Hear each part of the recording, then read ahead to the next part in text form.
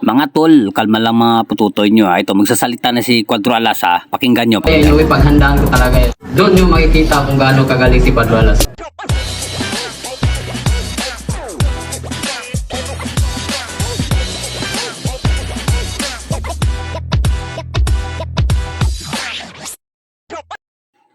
Idol Janril Casimero, parang alam mo na, binabanatan ka na sa social media ng mga hater mo. Ano na, ipakita mo na kasi yung lakas mo talaga mga idol, no? Huwag kayong mag-alala, ipapakita yan ni Cuadro Alas, angas ng Pinas. Kasi Idol Casimero, itong gustong makita ng mga haters mo. At siyempre, ang mga idol mo. At siyempre ako, idol kita. Support pa rin ako, Idol General Casimero, sa paglaban mo. Sa lahat ng mga boxers, support ako. Itong gusto ng mga haters mo makita, mga idol, no? Itong gusto ng haters talaga na makita na bakbakan talaga. Ito, mas maganda to.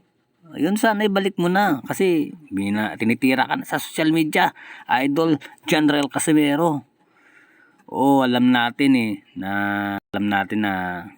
support pa rin tayo sa atin kababayan. Suportahan pa rin natin. Huwag natin ibabasagad kasi siyempre Pilipino tayo. Huwag tayong magano dyan ha.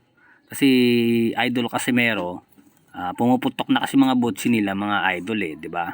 Kasi dapat kalma lang mga pututoy nila di ba idol?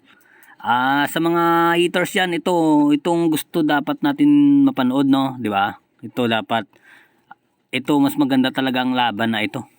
Kasi bakbakan talaga to Mas maganda to kaysa sa ngayon kahit ako dismaya din ako kasi masama talaga yung pakiramdam ni Cuadro Alas.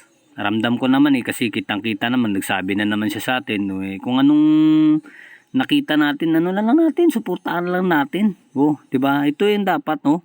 Binubugbog niya talaga, 'yun. Tara panoorin natin ang laban niya, patapusin natin 'to. Nice left hook by should be trying to Casimero, defending his 118-pound Garga, 118-pound champion.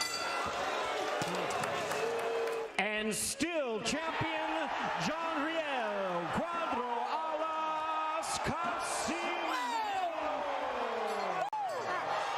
We had said throughout the fight, Al, you really